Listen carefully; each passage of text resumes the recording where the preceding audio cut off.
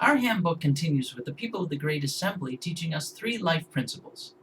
Hava misunumidin, to be slow in judgment, Ha'aminu sami de harbe, and to establish for yourself many students. Va'asusai the Torah, and to make for yourself a fence or a boundary around the Torah. It's human nature to want to judge others.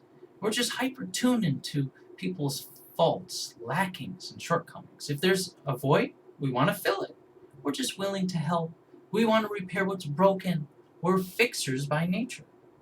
But being hardwired for fixing can lead us to judge too hastily, jump to foolish conclusions, and enact faulty resolutions.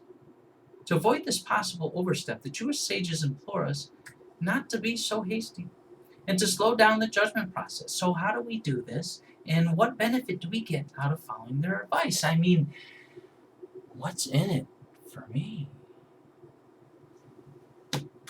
Interactions often demand further examination. How do we refrain from reacting, from reaching a solution too quickly?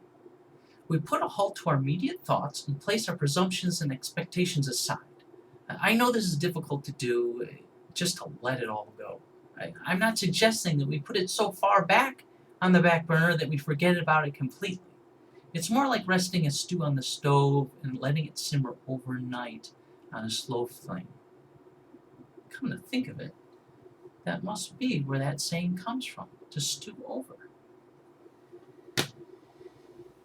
Anyways, it's good to let things percolate. Wait to send that email. Before you have that serious discussion with your friend, sleep on it. Time brings understanding. Time allows for things to float to the surface, revealing truths which were hidden and inaccessible to us at first. Relying on your first thoughts might be good for test taking, but evaluating and preserving our relationships, that demands greater inquiry.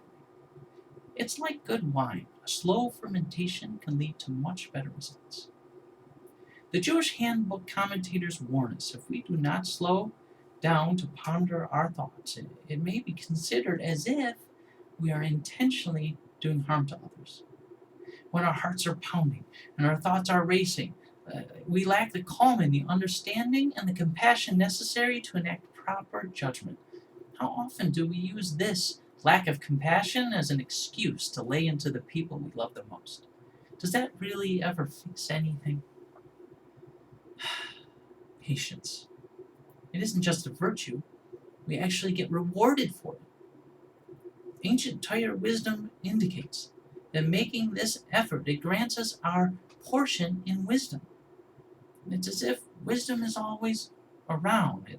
It's hovering about. And the effort we put in, the time we put into reflecting our situation, that's how we tap into it. It's a mitzvah to slow down ourselves and have compassion for the people in our lives. It's our way of emulating God in this world. The Torah herself teaches that God is slow to anger and slow to judgment. So next time you want to react, stop and think. It's not all about me. Do I have to be right all the time? Stew it over. I'm sure everyone in your life will benefit. What people want the most is just to feel understood.